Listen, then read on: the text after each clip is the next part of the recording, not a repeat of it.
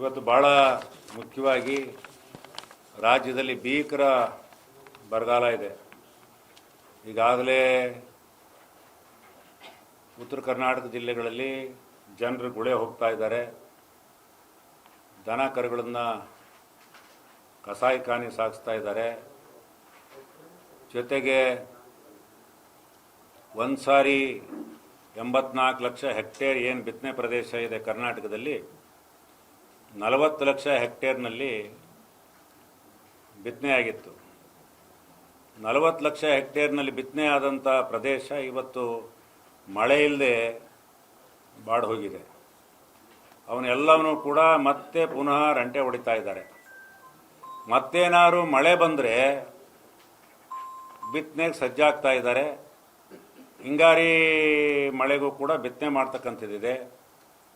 ಈಗಲೇ ಸಾಲ ಸೋಲ ಮಾಡಿ ಏನು ಬಿತ್ತನೆ ಮಾಡಿದ್ರು ಬೀಜ ಇಲ್ಲ, ಗೊಬ್ಬರ ಇಲ್ಲ. ಅದರಿಂದ ಸರ್ಕಾರಕ್ಕೆ ನಾವು ಒತ್ತಾಯ ಮಾಡ್ತಾ ಇದ್ದೀವಿ, ಬರಗಾಲ ಅಂತ ಕರ್ನಾಟಕ ರಾಜ್ಯದನ್ನು ಬರಗಾಲ ಅಂತ ಡಿಕ್ಲೇರ್ ಮಾಡಬೇಕು.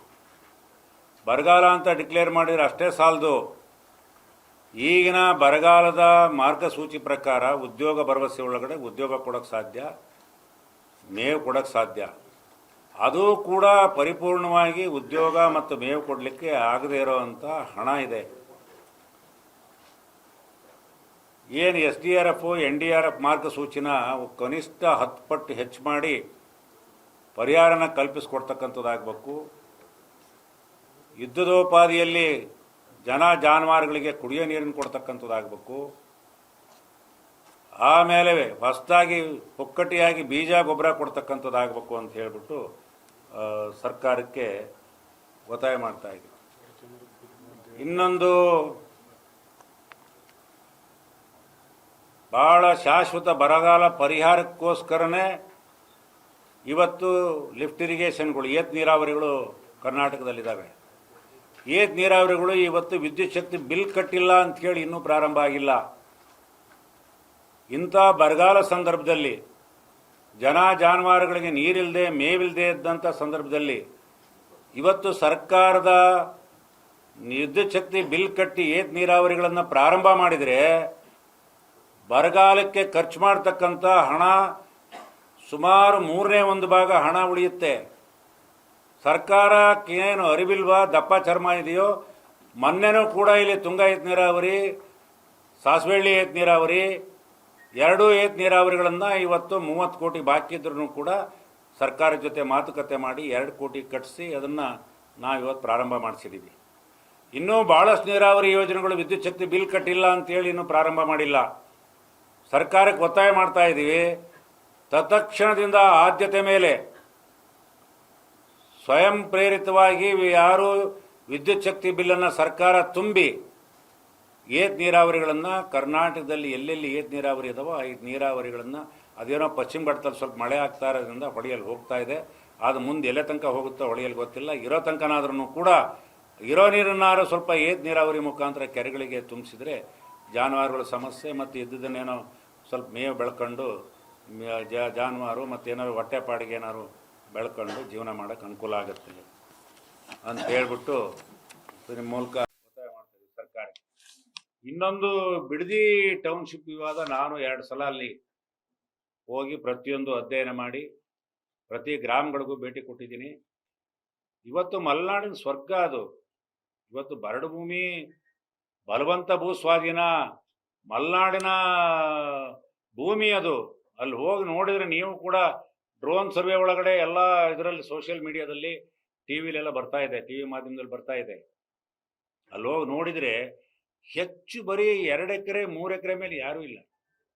ಯಾರೋ ಕೆಲವು ಜನ ಏನಿದ್ದಾರೆ ಅಂತಂದರೆ ಸರ್ಕಾರಿ ಭೂಮಿನ ಅಕ್ರಮ ದಾಖಲೆ ಮಾಡ್ಕೊಂಡಂಥ ಜನರು 4 ಎಕರೆ 5 ಎಕರೆ ದೊಡ್ಡವರು, ಅವರು ಪಟ್ಟಣದಲ್ಲಿ ವಾಸ ಮಾಡಿರ್ತಕ್ಕಂಥವ್ರು ವಿನಃ ಅಲ್ಲಿರ್ತಕ್ಕಂಥವ್ರೆಲ್ಲ 2 ಎಕರೆ 1 ಎಕರೆ ಅರ್ಧ ಎಕರೆ ಅಷ್ಟೇ ಭೂಮಿ ಒಳಗಡೆ ಅವರು 6 ಬೆಳೆ ಬೆಳ್ಕೊಂತಾರೆ, ಹಣ್ಣಿನ ಬೆಳೆ ಬೆಳ್ಕೊಂತಾರೆ, ರೇಷ್ಮೆ ಬೆಳೀತಾರೆ, ಇವತ್ತು ಅಡಿಕೆ ತೆಂಗು ಎಲ್ಲವನ್ನೂ ಬೆಳೀತಾರೆ.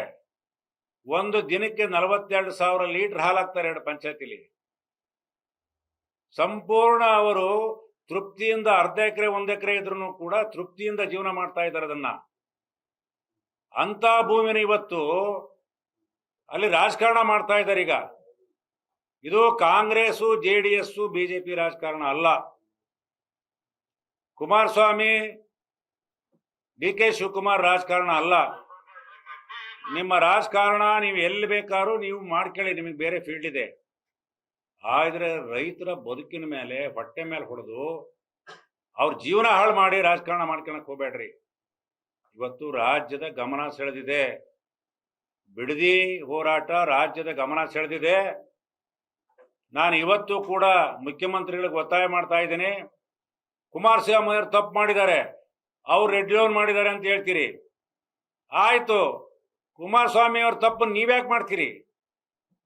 ಅವ್ರು ತಪ್ಪು ಮಾಡಿದ್ರಿ, ಪುನಃ ನೀವ್ಯಾಕೆ ತಪ್ಪು ಮಾಡಕ್ ಹೋಗ್ತೀರಿ? ಆ ತಪ್ಪು ಮಾಡ ಸರಿಪಡಿಸಕ್ಕಾಗಿನೇ ನಿಮಗೆ ನಾವು ಅಧಿಕಾರ ಕೊಟ್ಟಿದ್ದೀವಿ. ನಿಮ್ಗೊಂದು ಅವಕಾಶ ಬಂದಿದೆ. ಆ ಅವಕಾಶ ಸದುಪಯೋಗ ಮಾಡ್ಕೊಳ್ಳಿ.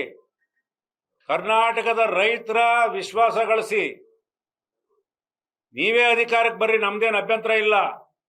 ಕುಮಾರಸ್ವಾಮಿ ಅವ್ರು ತಪ್ಪು ಮಾಡಿ ಹೆಂಗ್ ಅಧಿಕಾರ ಕಳ್ಕೊಂಡ್ರು ಹಂಗ್ ನೀವು ಪುನಃ ಅಧಿಕಾರ ಕಳ್ಕೋಬೇಡ್ರಿ ಅಂತ ಹೇಳಿ ಇವತ್ತು ನಾವು ಮುಖ್ಯಮಂತ್ರಿಗಳಲ್ಲಿ ಒತ್ತಾಯ ಮಾಡ್ತಾ ಇದ್ದೀವಿ. ನಾವು 23ನೇ ತಾರೀಕು ಒಂದು ಹಿಯರಿಂಗ್ ಇಟ್ಟಿದ್ದೀವಿ. ರಿಟೈರ್ಡ್ ಜಡ್ಜಸ್ ಬರ್ತಾರೆ, ಆಮೇಲೆ ಕೃಷಿ ತಜ್ಞರು ಬರ್ತಾರೆ, ಸೋಷಿಯಲ್ ಆಡಿಟ್ ಮಾಡ್ತಕ್ಕಂಥವ್ರು ಬರ್ತಾರೆ, ಪರಿಸರ ತಜ್ಞರು ಬರ್ತಾರೆ. 23ನೇ ತಾರೀಕು ಅಲ್ಲಿ ಒಂದು ಪಬ್ಲಿಕ್ ಹಿಯರಿಂಗ್ ಇಟ್ಟಿದ್ವಿ. ಪಬ್ಲಿಕ್ ಹಿಯರಿಂಗ್ ಆದ ನಂತರ ಅದ್ರ ವರದಿನ ಸರ್ಕಾರಕ್ಕೆ ಕೊಡ್ತೀವಿ. ಸರ್ಕಾರ ಕೊಟ್ಟಾದ ಮೇಲೆ ನಾವಲ್ಲಿ ಮಾತಾಡಿದೀವಿ, ಅಲ್ಲೇ ಹೋರಾಟ ಸಮಿತಿಯವರಿಗೆ, ನಾವು ಸಂಯುಕ್ತ ಹೋರಾಟದವರು, ನೀವು ರಾಜಕಾರಣದ ಹಿಂದೆ ಹೋಗಬೇಡಿ ಅಂತ ಹೇಳಿ ಮೊದಲು ಹೇಳಿ ಬಂದಿದ್ದೀವಿ, ಈಗಲೂ ಹೇಳಿದ್ದೀವಿ. ರಾಜಕೀಯೇತರವಾಗಿ ದೇವನಹಳ್ಳಿ ಚನ್ನರಾಯಪಟ್ಟಣ ಹೋರಾಟ ಹೇಗೆ ನಾವು ಯಶಸ್ಸನ್ನು ಪಡೆದಿವೋ ಅದೇ ರೀತಿ ನಾವು ಅಲ್ಲೂ ಕೂಡ ನಿರಂತರವಾಗಿ ಹೋರಾಟ ಮಾಡಿ ಯಶಸ್ಸನ್ನು ಪಡಿತೀವಿ ಅಂತಕ್ಕಂಥ ನಂಬಿಕೆ ಇದೆ. ರಾಜಕಾರಣಿಗೆ ಮಾತ್ರ ನೀವು ಸುಮ್ಮನೆ ನಿಮ್ಮಷ್ಟಕ್ಕೆ ನೀವಿದ್ದು ಬೇರೆ ನಿಮ್ಮ ರಾಜಕಾರಣ ದಾರಿ ಹುಡುಕೊಳ್ಳೋದು ಒಳ್ಳೇದು ಅಂತ ಎಲ್ಲ ರಾಜಕೀಯ ಪಕ್ಷರಿಗೂ ಎಲ್ಲ ರಾಜಕಾರಣಿಗಳು ಕೂಡ ತಮ್ಮ ಮೂಲಕ ನಾನು ಒತ್ತಾಯ ಮಾಡ್ತಾ ಇದ್ದೇನೆ.